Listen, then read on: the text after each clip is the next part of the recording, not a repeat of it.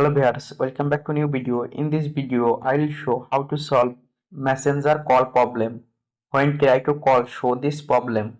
Let's see how to solve this problem. Tap on hold messenger. Click on app info or I button. Tap on force stop. Tap on OK. Tap on storage and cache. Tap on clear storage and tap on delete. Go to Play Store. Click on search bar and search messenger.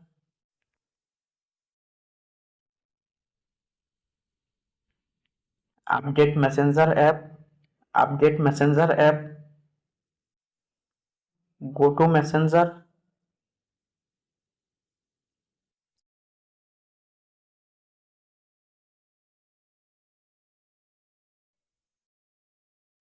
Messenger call problem solved. Thanks for watching. Don't forget like and subscribe.